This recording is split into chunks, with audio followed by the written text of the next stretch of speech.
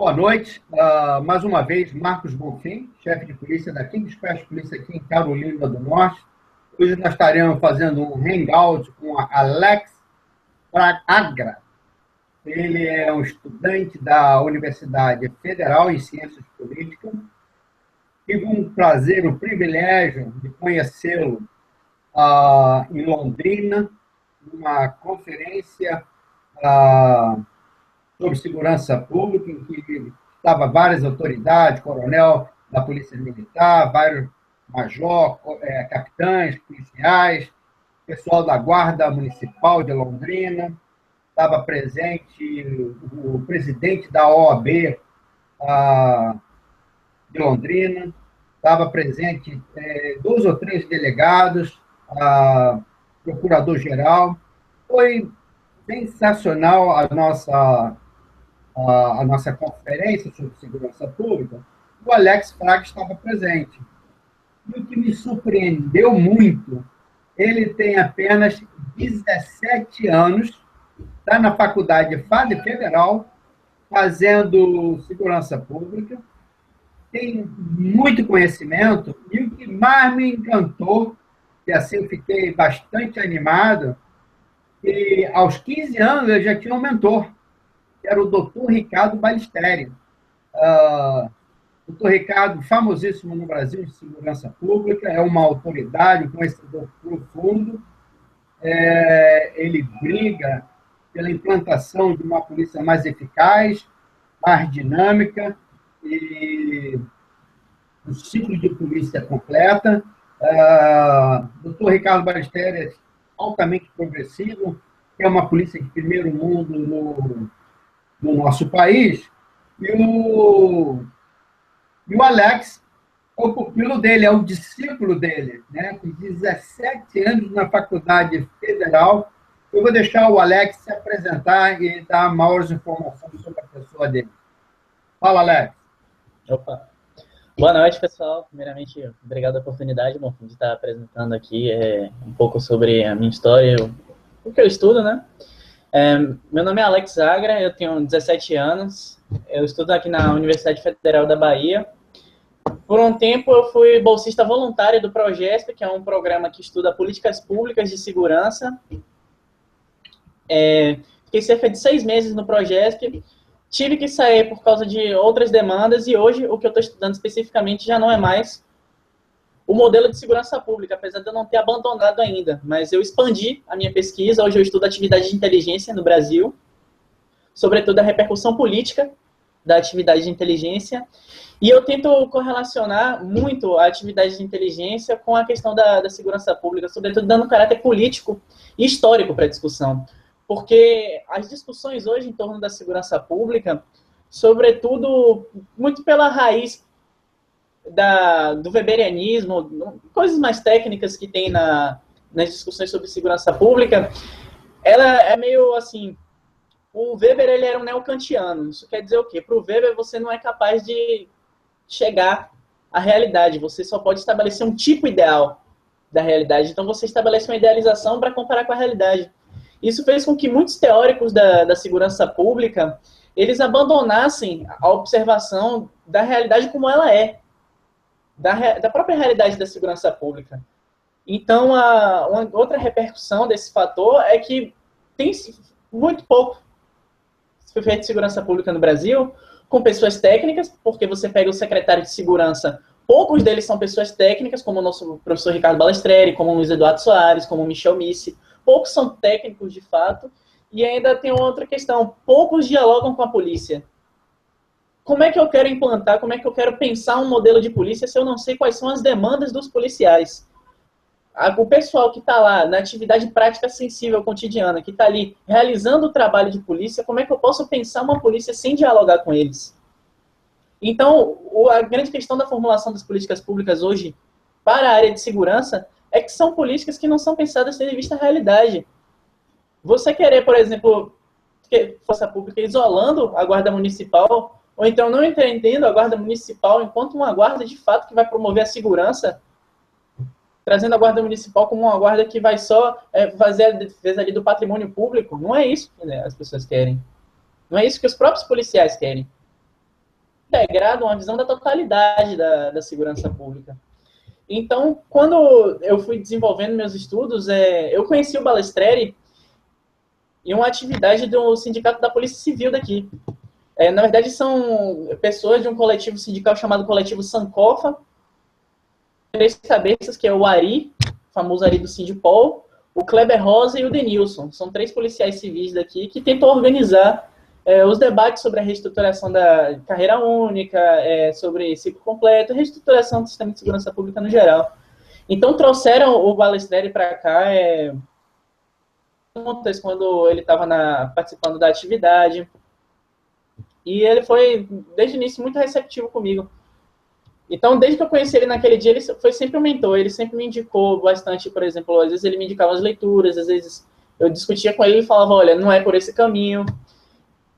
O primeiro texto sobre segurança pública, de fato, que foi publicado no blog do Luiz Nassif.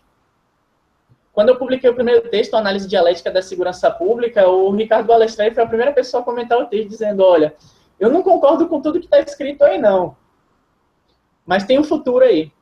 Então, desde os meus 15 anos, na verdade, desde que eu era 2º ano no colégio, eu tenho buscado estudar sobre segurança pública, sobre a questão do inquérito policial, que o Michel Missi traz, PEC 51, a PEC ali muito bem pensada pelo Luiz Eduardo Soares, as questões que o Ricardo Balestreri traz, inclusive a minha orientadora no projeto de pesquisa, lá no Progesp, Ivone, ela escreveu um livro com o Ricardo Balestreri, chamado Segurança Pública no Brasil.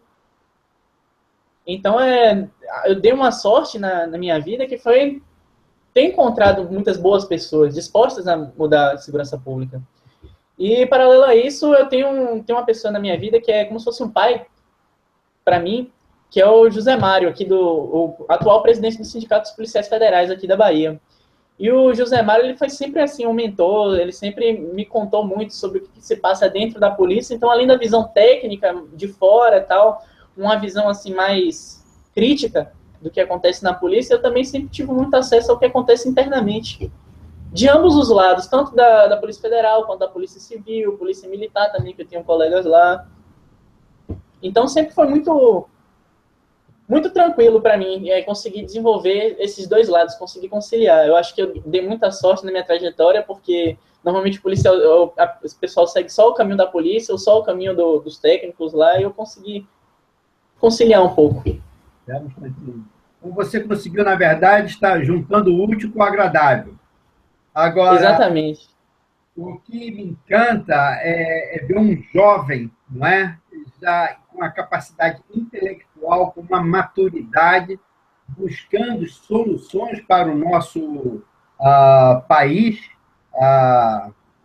dando assim, uma visão totalmente diferenciada de nós policiais, que já temos praticamente um paradigma formado, esses jovens chegando, nos desafiando a pensar, com parte técnica, com a intelectual. Isso é uma coisa linda. E uma outra coisa que eu fico contente, eu estou aqui doido para segurar ele. Ele é jovem, né? Então ele não para de ficar mexendo o tempo todo. Eu aqui doido para segurar ele, mas é um jovem, né? Que vai fazer o quê?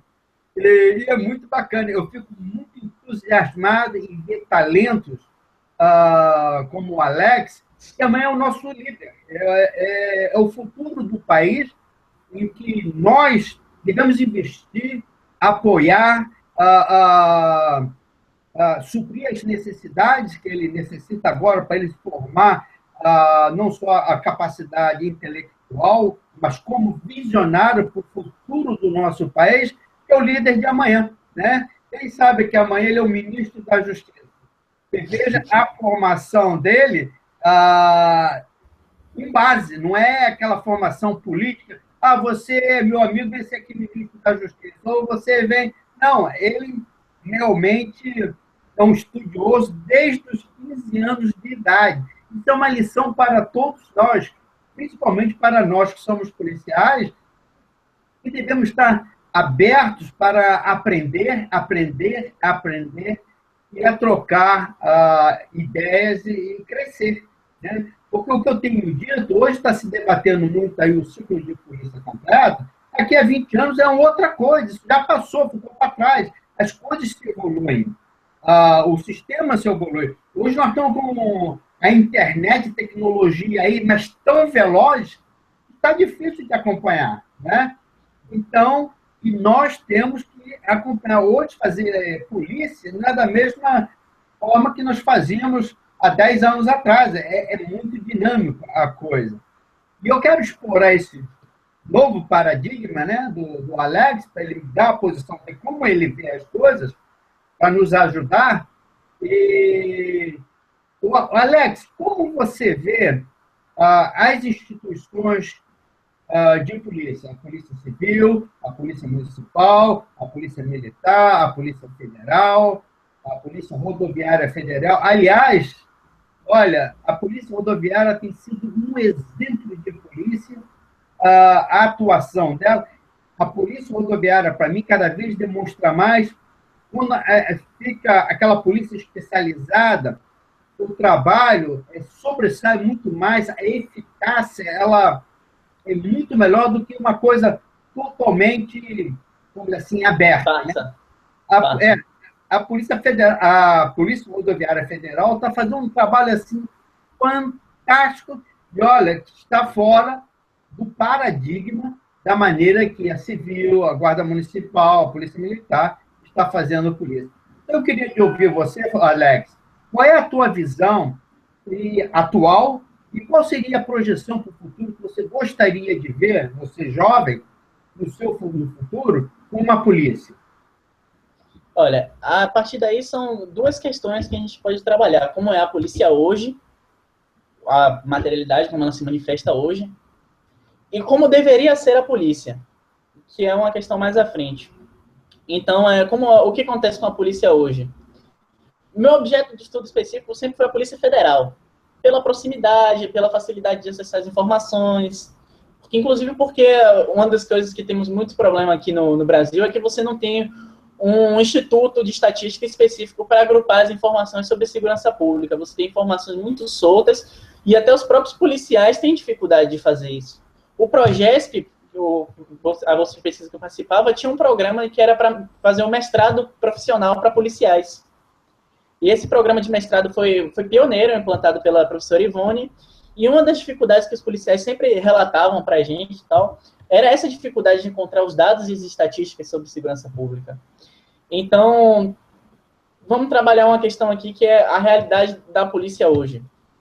A realidade da polícia, e isso eu parto da Polícia Federal, com todos os reflexos possíveis para a Polícia Civil e Militar, porque a gente não está tratando aqui de atribuições específicas, a gente está tratando aqui agora do quê? De estrutura de polícia, como a polícia se estrutura. O que acontece? Você tem hoje, se tratando do espaço do legislativo, você tem um poder político.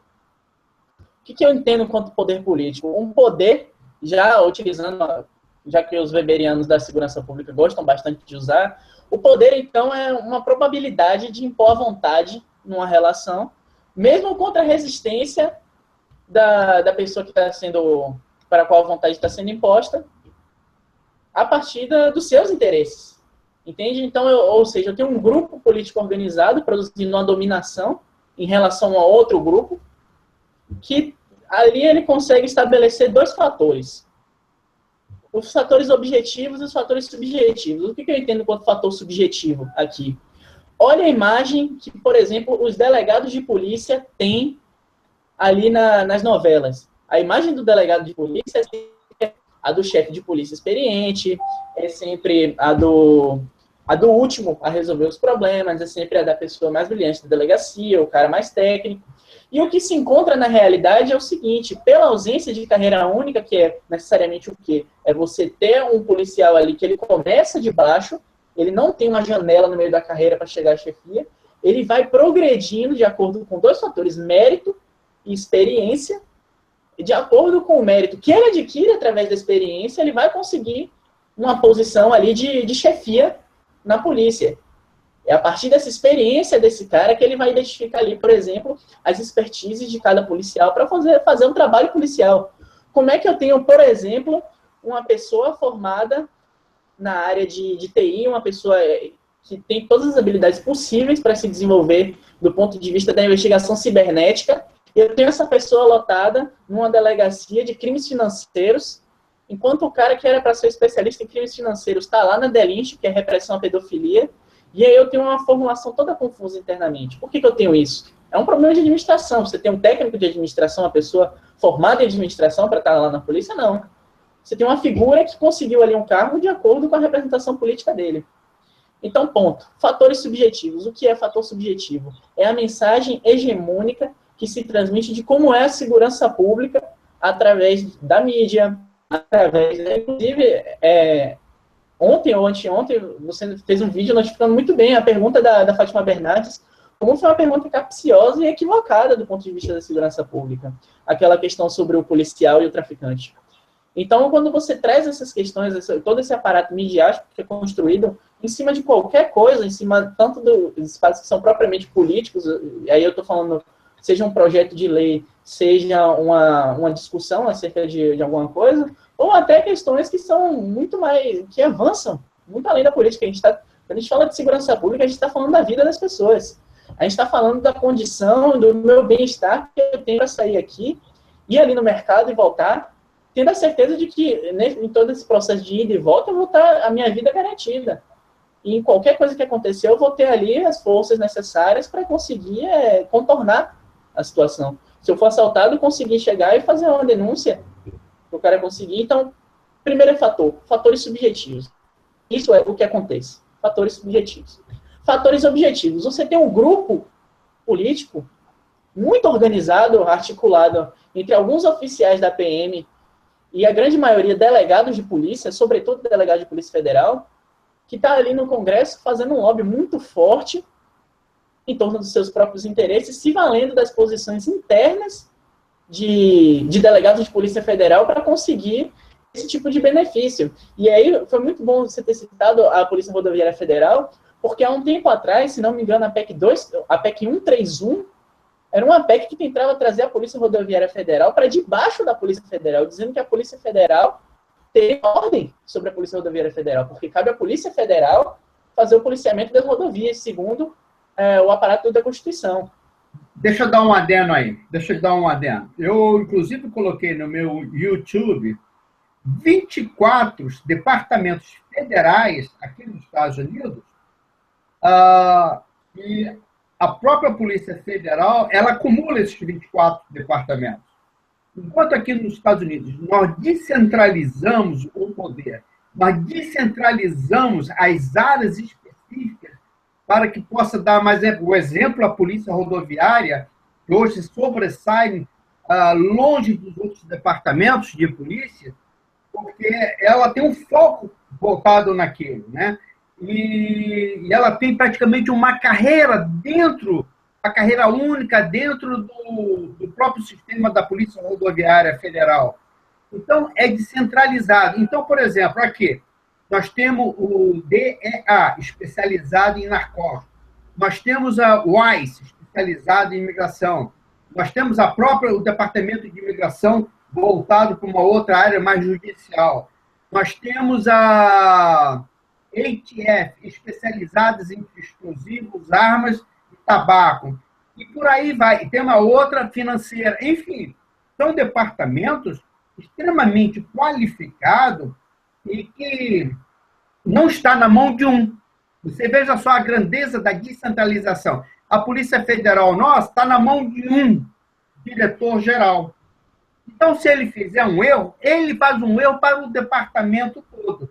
Enquanto aqui nós temos 24 departamentos diferenciados a nível federal, com poder incrível, além de você desenvolver outros 24 líderes, né, comandando e se responsabilizando sobre por exemplo, fronteira, né? A Polícia Federal culpa alguém. Aqui não, você tem o Border Patrol, que eles são responsáveis, se tiver coisa, o problema é deles de resolver. Vamos em cima, cobrar deles para resolver, e não ficar transferindo para outros. Então, isso é extremamente importante, essa descentralização. E aí você vê mais ainda, a própria Polícia Federal querer trazer os outros cargos para ela acumular. Uma coisa que aqui não existe. Primeiro, problema de segurança é problema de Estado. O que faz a Polícia Federal? Ela controla a segurança privada.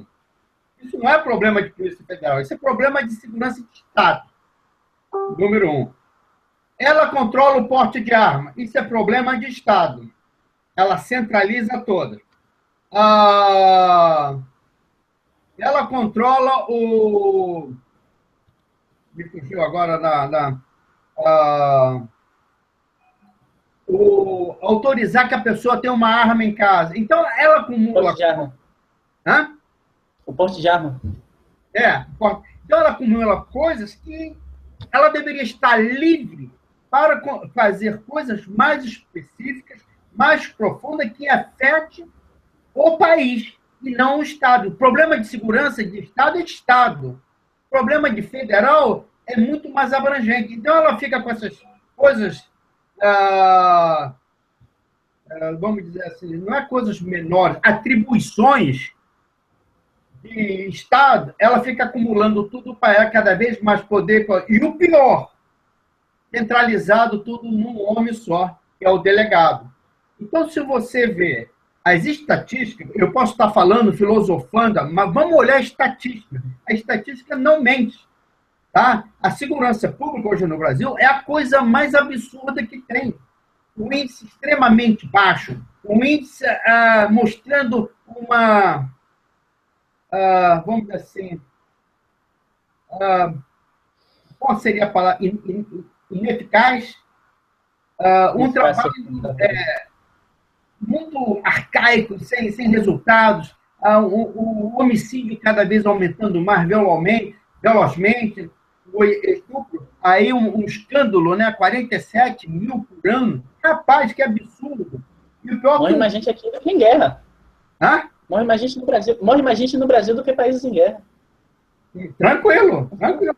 Então é um negócio de louco. Mas continua isso aqui, só dar essa ressalva, a centralização de corporações numa só, na mão de uma pessoa. Continua. A grande consequência disso, dessa questão estrutural que você falou, é que você dá possibilidades para determinadas figuras políticas se debruçarem sobre as instituições. Por exemplo, o que acontece aqui? Você tem todas essas informações sigilosas que você obtém através das investigações de corrupção. Lava Jato, por exemplo. Eu tenho uma informação sigilosa de um deputado A, um senador B, que eu adquiri através do processo investigativo. Então, qual seria a minha função? Eu faço a investigação, busco aí a autoria e materialidade, envio para o Ministério Público indicia, e aqui o contato da polícia com o Ministério Público é ridículo mesmo, ao ponto de você ter categorias da Polícia Federal, e aí eu estou falando especificamente dos delegados, discutindo com o Ministério Público, querendo, inclusive, roubar a autonomia do Ministério Público. A PEC 37, que o pessoal foi para a rua muito tempo atrás, em 2013, a PEC 37 se tratava disso aí, de um roubo de autonomia do Ministério Público. E PECs mais recentes querendo roubar a atribuição do Ministério Público de investigar crimes interestaduais, por exemplo, trazendo para adivinha onde? Polícia Federal. Então eu faço o quê? Eu concentro esse conjunto de atribuições ali numa instituição específica e dentro dessa instituição eu concentro um grupo específico.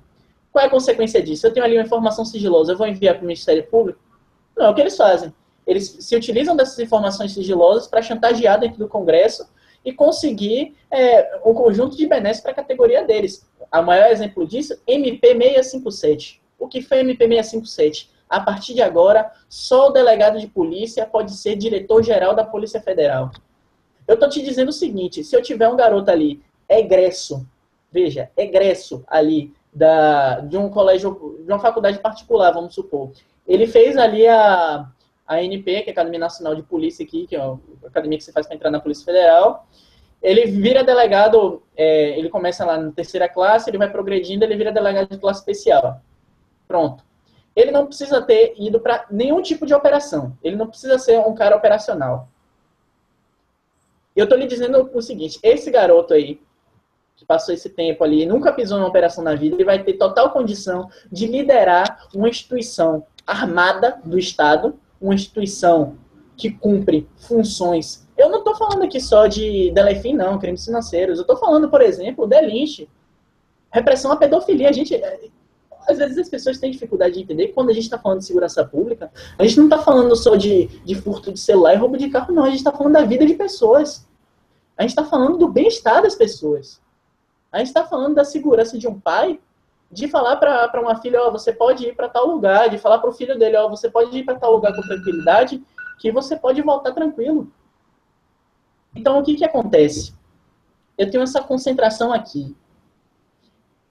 Eu vou pegar e falar o seguinte, ó, a partir de agora, MP 657 funciona o seguinte, só um delegado de Polícia Federal, classe especial, ele pode ser diretor-geral da instituição. Mas o policial, o agente especial da Polícia Federal, que está há 40 anos trabalhando numa delegacia, como tem muito colega, por exemplo, no Rio de Janeiro, que já está há 40 anos trabalhando com entorpecentes. 40 anos. E eu não estou falando que o cara tem 40 anos, não. Estou falando que ele tem 40 anos de experiência policial. 40 anos de experiência policial não é uma coisa que você vai jogar fora. Eu estou falando de um cara ali que ele tem o conhecimento da atividade prática, ou seja, ele participou de operações, ele já tem experiência, ele com certeza tem muito mérito, senão ele não estaria 40 anos fazendo esse tipo de atividade. E, sobretudo, ele tem um conhecimento técnico, prático. O que eu quero dizer? Ele sabe como fazer as coisas. Ele tem o know-how. Acabou, cara. Se você tem esse cara aí, por que eu vou lhe dizer que esse cara ele não tem condição de estar ali na chefia de um cargo de polícia, mas um delegado de polícia tem? Quais são os critérios que estão sendo estabelecidos? Cargo? Cargo não é critério. Critério é mérito e experiência. Mérito e experiência. E aí, o que eu estou te dizendo? Nós não precisamos... Eu sou completamente contra o método a priori, que é você dizer, ó, lá funciona, vamos trazer para cá. Não é assim necessariamente que funciona. Mas o que isso quer dizer? O que nós fazemos quando a gente olha para os Estados Unidos, quando a gente olha... Aqui do lado do Chile, quando a gente olha para o Chile, que tem mais de 90% de eficiência na resolução dos crimes. O que a gente faz quando a gente olha para eles? A gente primeiro está mostrando, olha, é possível ser diferente. Segundo, a gente está dizendo o seguinte, olha, a gente não funciona por um motivo estrutural, por um motivo da própria estrutura da polícia. A gente não está dizendo que a gente, como é muito comum o discurso, inclusive o discurso da mídia, de que o policial ele não tem capacidade para fazer tal coisa.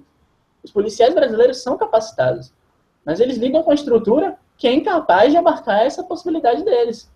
A exemplo, por exemplo, meu atual mentor hoje, que estuda atividade de inteligência, o nome dele é Vladimir. Ele é policial federal, ele é uma pessoa extremamente competente e tal, trabalhando no setor de inteligência. Pronto. Eu tenho ali o Vladimir. Se eu tenho o Vladimir, que é uma pessoa extremamente competente, que estudou, fez doutorado já, na parte da atividade de inteligência, qual é o motivo de eu colocar o Vladimir em qualquer outro setor que não seja um setor em que ele é especializado, no setor que ele é capacitado? Porque, e aí eu posso trazer até dados aí do próprio FBI. Se uma pessoa é qualificada no FBI, ele vai trabalhar com a qualificação dele. Olha o resultado da eficiência do FBI. Olha o resultado da eficiência da Polícia Federal. A Polícia Federal ela só consegue alguma eficiência aqui no Brasil, algum reconhecimento, porque ela é comparada com as outras polícias. E aí, por exemplo, no quesito ciclo completo, ela avança um pouco mais nesse sentido do que Polícia Militar e Polícia Civil. Porque são duas metades, você não tem uma totalidade para se pensar a segurança pública no Brasil, são duas metades de polícia que não dialogam entre si e não conseguem produzir nenhum tipo de trabalho efetivo. Porque uma faz investigação, a outra só faz policiamento. Então vamos trazer de volta. Pode falar. Fazer uma pergunta. Como você vê a Guarda Municipal, que eu tenho tentado passar para o povo, que a Guarda Municipal veio para ficar e cada vez crescendo mais. Isso é uma tendência, se não falar a nível de mercado, é uma tendência de mercado. É um movimento que ela não volta atrás. Como você, jovem, de acordo com os seus estudos, como você vê hoje a Guarda Municipal? Marcos, se eu tenho um profissional que ele é qualificado para fazer o trabalho que ele faz, que ele vai suprir uma demanda que existe, que ele tem um conhecimento prático do trabalho que ele tem que fazer, por que eu não posso botar ele para fazer esse trabalho? E aí, se você não quiser ir por essa direção, por esse argumento, eu posso ir por outro. Hoje, no Brasil, nós temos duas metades de polícia que não funcionam, a nível estadual, que eu estou falando ali da Guarda Civil, da Polícia Civil e da Polícia Militar. Uma só faz investigação, outra só faz o trabalho ostensivo, o trabalho de policiamento. E aí, eu não sei se você lembra que teve essa discussão lá no evento que a gente participou. Trabalho de inteligência não é só trabalho de investigação. Quando eu estou falando que a Polícia Militar faz o trabalho lá com o P2 e tal, eu não estou dizendo necessariamente que aquilo ali é um trabalho investigativo. O processo investigativo, ele abarca muito mais coisas do que o mero trabalho de inteligência. A atividade de inteligência, ela é necessariamente o quê? Você está adquirindo informações para você tomar decisões que vão te orientar na atividade prática. Isso aí, e aí eu vou te dizer o seguinte, você está me dizendo, então, que uma empresa que faz inteligência competitiva, espionagem industrial, seja lá o trabalho de inteligência que ela fizer, você está me dizendo que essa empresa ela tem condição de fazer o trabalho de investigação que a Polícia Civil faz. Não tem. Então, vamos diferenciar a investigação de trabalho de inteligência. Ponto. Isso aí é uma falácia que tem sido reproduzida constantemente por uma certa categoria que não quer a reforma do sistema de segurança pública, isso não é verdade. Então, se eu tenho ali a Guarda Municipal, e aí vamos estabelecer alguns critérios. Ciclo completo, carreira única, e aí eu vou te dar um exemplo. A Guarda Municipal lá do Rio Grande do Sul funciona. Canoas, na cidade específica. Guarda Municipal de Canoas. Eu tenho uma colega lá, Luciana. Funciona perfeitamente.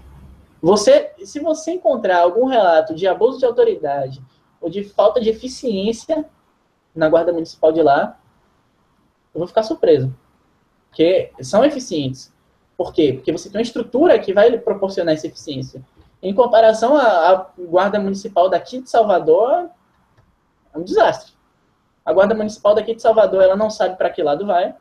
Ela foi criada às pressas, ela não foi pensada para estar integrada no sistema de segurança pública, porque não adianta, Marcos, eu pensar, por exemplo, se eu vou pensar aqui um sistema de armazenamento de dados, de informações, que é uma coisa que a gente tem muita dificuldade também. Eu tenho que pensar na integração das informações, eu tenho que pensar, por exemplo, se o IBAMA ou a Previdência Social tem alguma informação que interessa à Polícia Federal, a Polícia Federal tem que ter total condição de acessar imediatamente essas informações.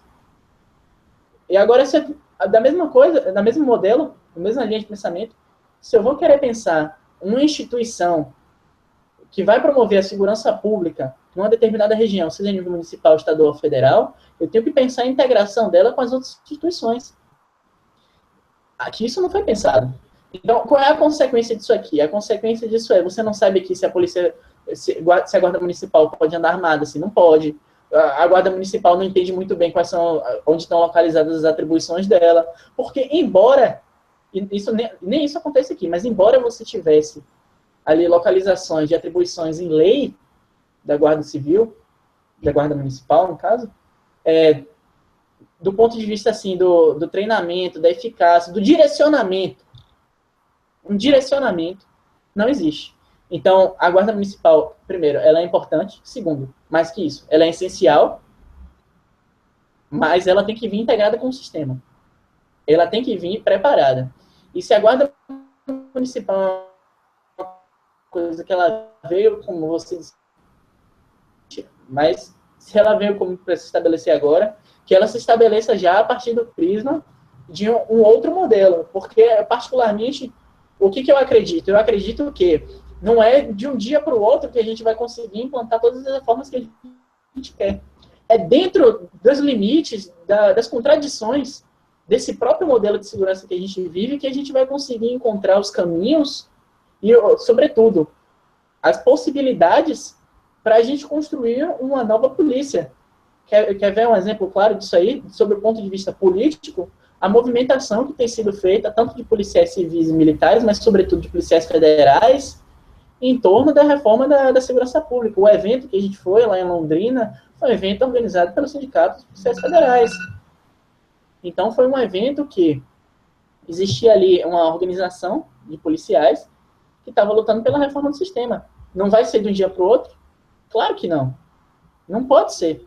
Se for de um dia para o outro, vai ser uma reforma feita às pressas, vai ser uma reforma feita sem diálogo, e aí, se você não dialogar ali com as pessoas técnicas e com os policiais, se você tomar decisões meramente de caráter político, ou politicista, na verdade, porque o caráter político ele existe, Não adianta pensar que, porque uma decisão é técnica, ela não é política. É uma decisão política. Se eu estou lhe dizendo ali, por exemplo, que eu vou tomar uma decisão que vai trazer a melhoria ou não para o sistema de investigação de corrupção, pode ser uma decisão técnica, mas ela é também política. Mas existe a diferença entre a decisão política e a politicista. Manda ver, Marcos.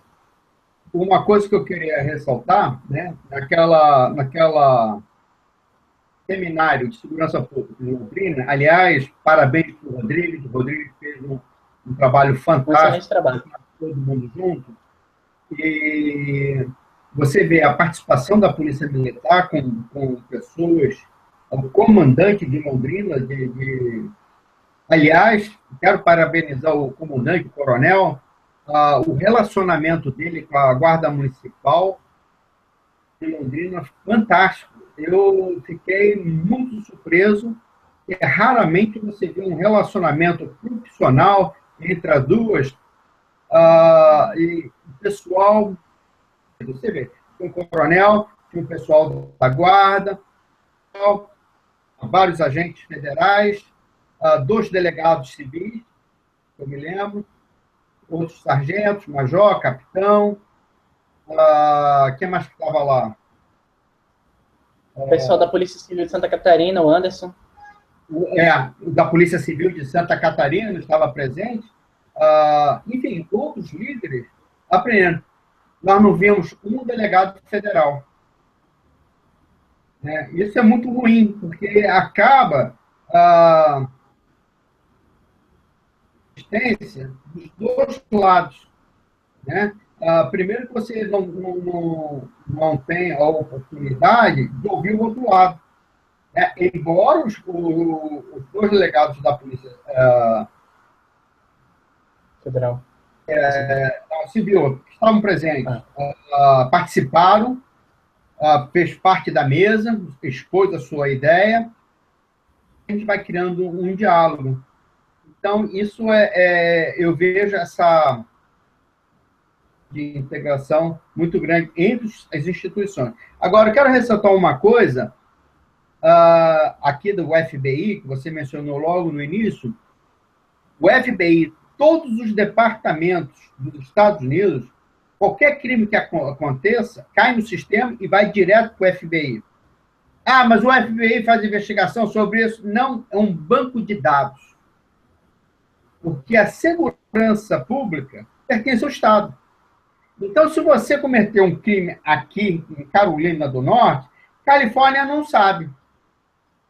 Aí vamos supor que você mudou para a Califórnia. Você acha que a Califórnia vai entrar em contato com o estado de Carolina do Norte, Carolina do Sul, Tennessee, os outros estados, para saber se o cara tem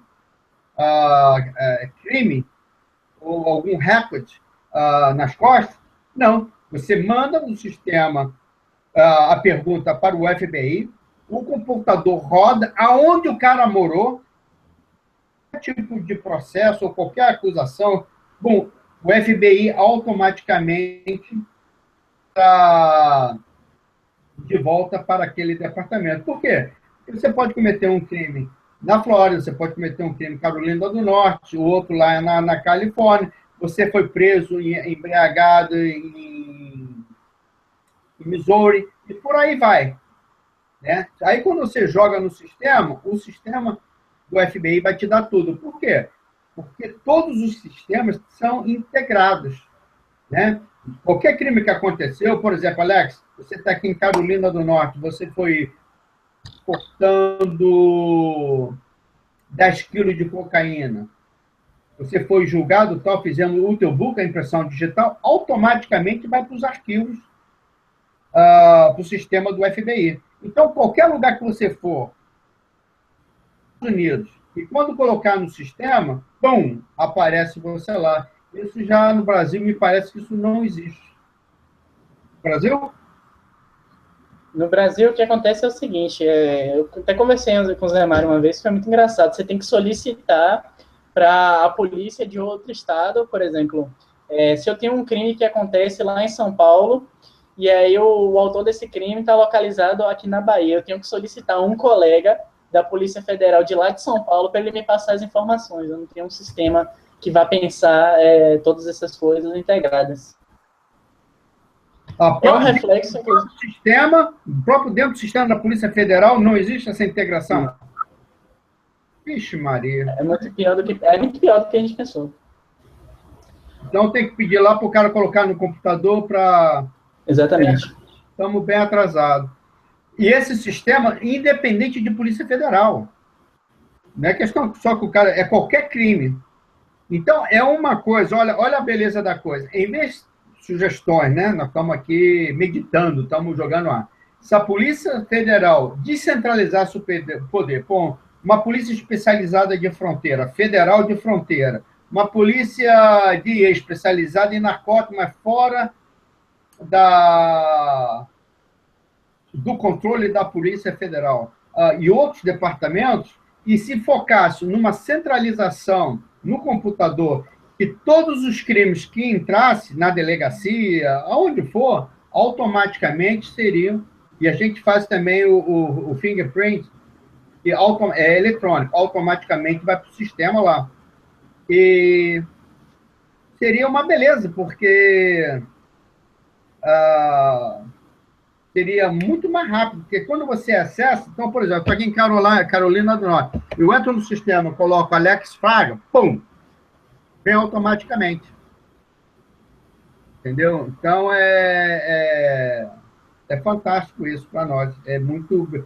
E outra coisa, no seu carro, no carro da polícia, coloquei o nome, bum. Se você está sendo procurado, bomba. Se você pertence à gangue, bomba.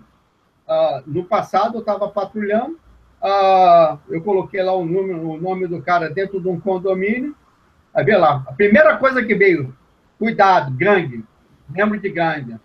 Aí você, o carro parado ali na frente, então a tua postura de como fazer essa abordagem, ela já muda, né? Ela fica muito mais eficaz e até mesmo protecionista para o próprio policial saber como ele vai portar e com quem ele está lidando, né? Isso é muito bacana. Vamos falar um pouco como você vê a Polícia Militar. A Polícia Militar hoje?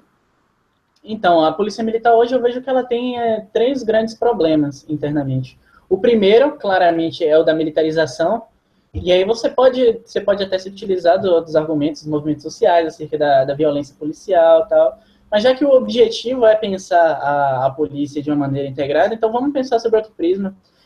Se eu sou um policial militar e eu tenho um conjunto de debilidades internas da polícia militar, eu tenho, por exemplo, eu não tenho gasolina para viatura.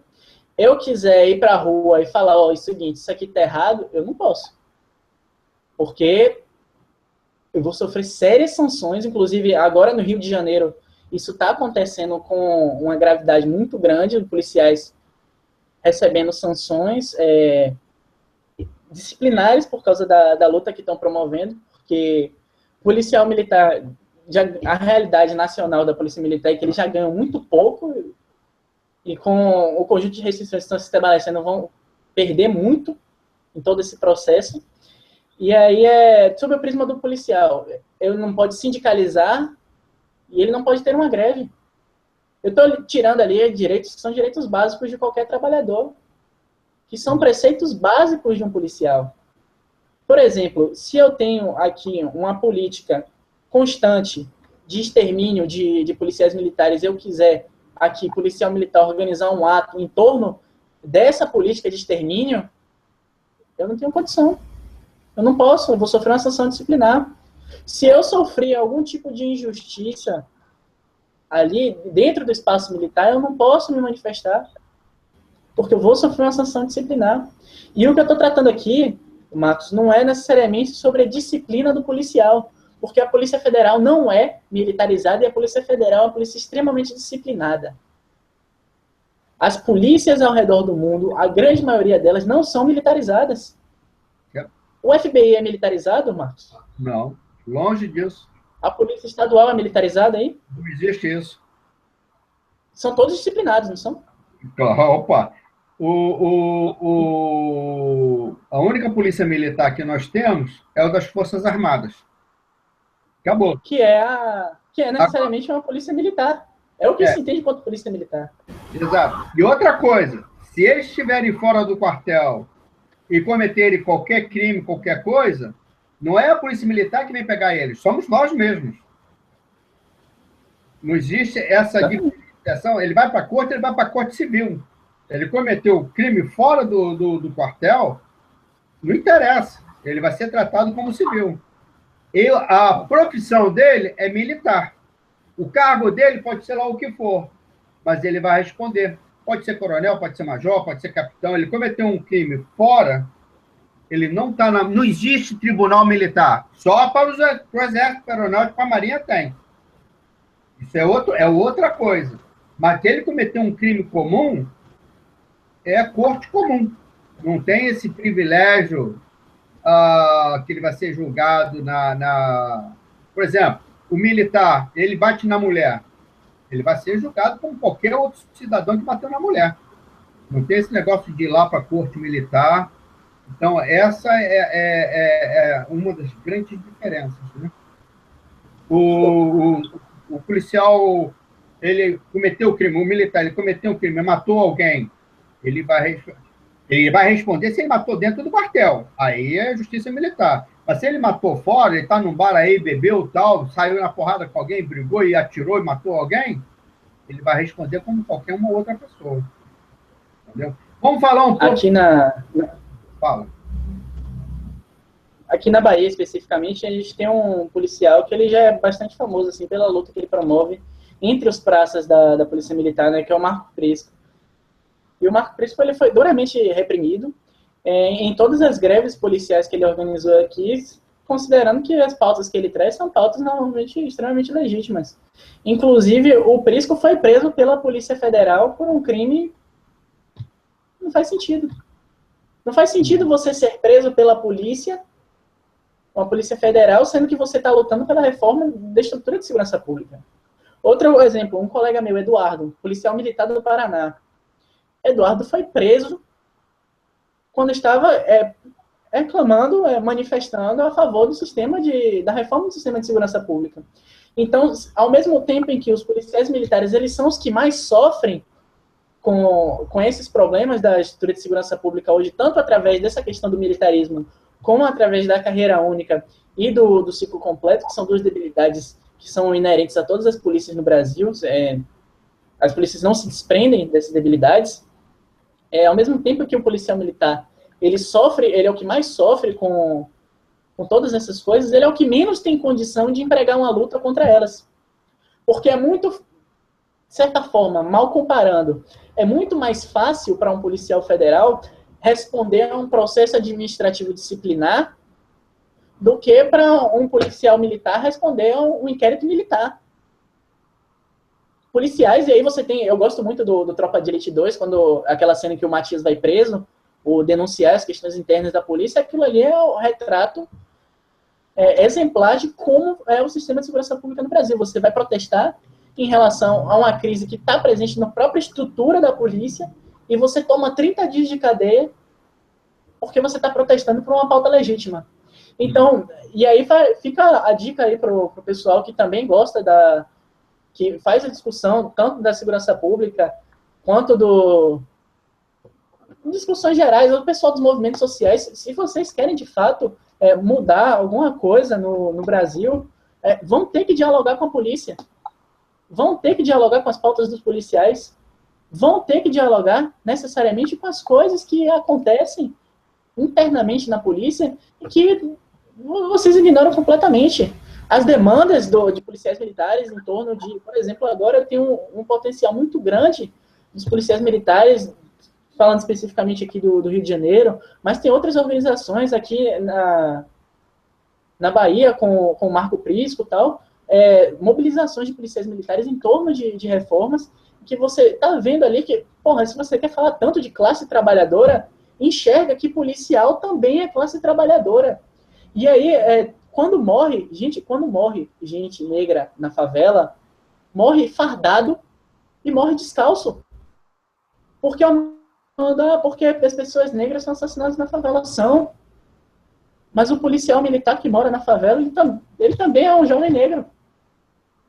Estou falando especificamente aqui, trazendo aqui para a Bahia, há um tempo atrás, um policial militar de 23 anos, que mora numa região de risco, foi descobriram que ele era policial militar e mataram ele dentro de casa. Eu estou falando, imagina você, o policial, não ter o luxo de estender a roupa no varal de casa, porque ele não pode fazer isso. Ele não pode identificar, ele não pode, sequer, por exemplo, eu não posso... Isso é muito comum aqui, viu? Isso é muito comum aqui, sobretudo aqui na Bahia.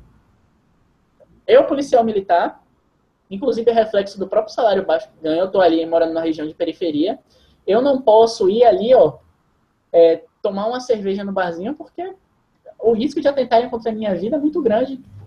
Então, quando a gente fala da morte de pessoas por causa do sistema de segurança pública, quando a gente pauta a questão da desmilitarização, quando a gente pauta todas as questões das reformas, temos que pautar também a morte de policiais.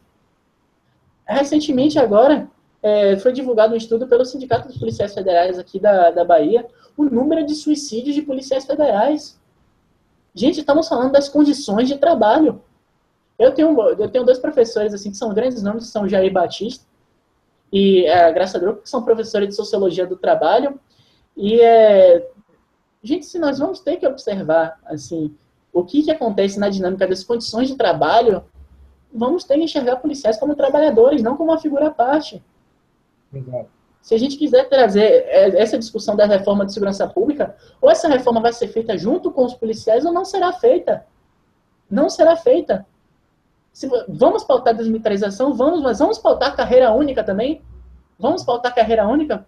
Porque carreira única, eu estou lhe dizendo o seguinte, nós vamos ter aqui uma polícia mais eficaz, mais efetiva, inclusive, para reprimir crimes que são cometidos pela própria polícia.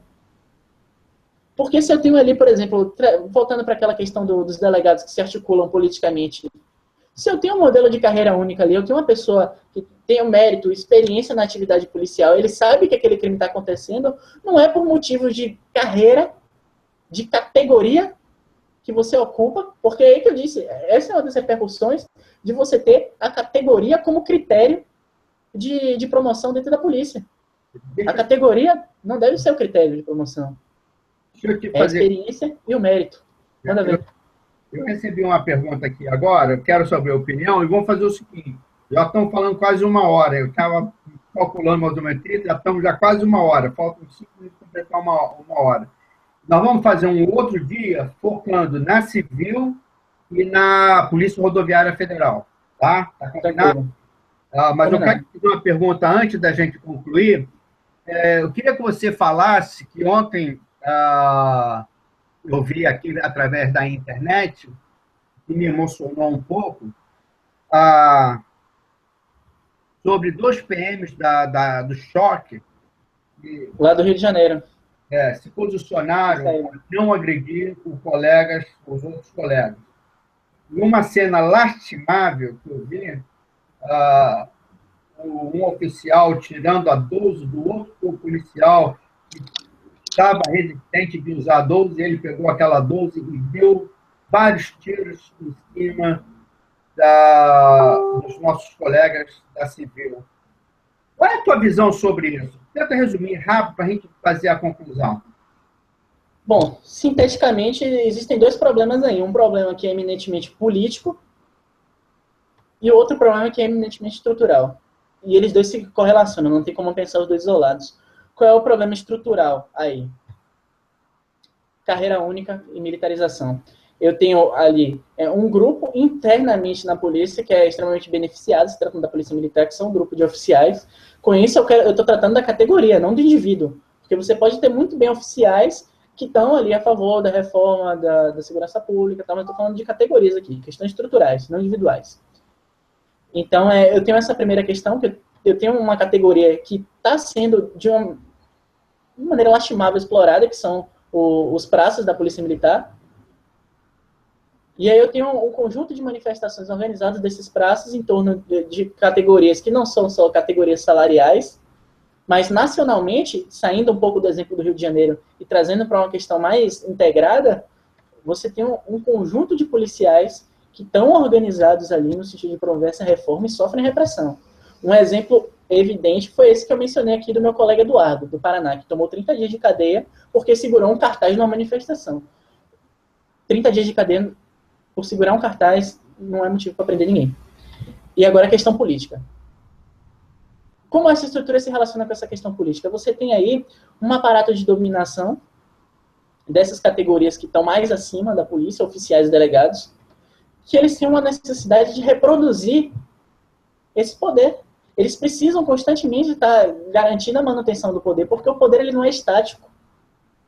Mudanças, correlações políticas, o poder ele vai se transferindo. Há um tempo atrás, a gente podia dizer que a gente vivia na era do capital industrial. Hoje a gente vive na época do capital financeiro. Então, o poder, de acordo com o desenvolvimento histórico, ele vai se transferindo, ele vai se localizando em outros grupos. Então, eles precisam constantemente se adequar a isso para reproduzir esse poder. Ao mesmo tempo, eles têm que lidar, se você tem que reproduzir esse poder, você tem que lidar com as forças que estão ali lutando contra a manutenção desse poder. Porque quando a gente fala da questão assim, do lobby que fazem os delegados de Polícia Federal, do lobby que fazem os oficiais junto aos governadores, e é uma questão mais no executivo do que no legislativo. Quando a gente fala de todas essas questões, a gente não está falando resumidamente só daquele discurso vazio do corrupção e tal. Nós estamos tratando assim, de categorias que estão na contramão do sistema de segurança pública, do avanço do sistema de segurança pública, e que, em virtude dos próprios benefícios, estão deixando um conjunto de pessoas morrerem. Estamos falando de pessoas que estão morrendo. Então, por exemplo, trazendo aqui para uma autocrítica já. Se você é um sociólogo, um cientista político, um economista, você está estudando alguma questão, você não pode se dar ao luxo de discutir a capacidade de escolha entre 30 tipos de comidas diferentes, como diz lá o epistemólogo Mário Bunge. Eu não posso me dar ao luxo de discutir 30 tipos de sorvete diferentes. Eu tenho que olhar para a realidade e dizer, gente, tem pessoas aqui no Brasil, por exemplo, em condição de subdesenvolvimento, morrendo de fome, eu preciso olhar para a realidade. Então, voltando, como é que você discute essa questão política e essa questão estrutural? Esses policiais que estão aí se manifestando, eles estão ali produzindo uma luta política que, primeiro, é legítima, porque as pautas deles se encontram na realidade, e, segundo, é uma luta que não gira só em torno das próprias condições de sobrevivência deles. A atividade prática cotidiana, a atividade de trabalho, nada mais é do que criar condições de reproduzir a sua vida. Como é que você vai reproduzir a própria vida sem o trabalho? Então, o trabalho ela tem uma categoria central. Se você não se sente bem no seu trabalho, se você não identifica ali, se você, enquanto policial militar, você não tem sequer a condição de estender a roupa, a sua farda, no varal da sua casa, que tipo de segurança pública você quer? E aí, quando eu estou trazendo, por exemplo, a questão salarial dos policiais militares, eu estou dizendo o seguinte, eu estou dizendo que se eu der um salário maior para esses policiais militares, não é uma questão de benefícios e tal, não. Eu estou dizendo o seguinte, vamos tirar esses policiais militares da condição... Não. Vamos colocar em locais que eles se sintam mais seguros e que eles não estejam localizados nos mesmos espaços que as pessoas que eles prendem. Vamos criar outras políticas também em torno disso. Mas tratando especificamente da questão salarial, envolve isso. Então, a maneira como eu vejo a manifestação dos policiais militares do Rio de Janeiro é, primeiramente, extremamente positiva e, segundo, extremamente impositiva por parte de quem está querendo reprimir isso aí. Ponto.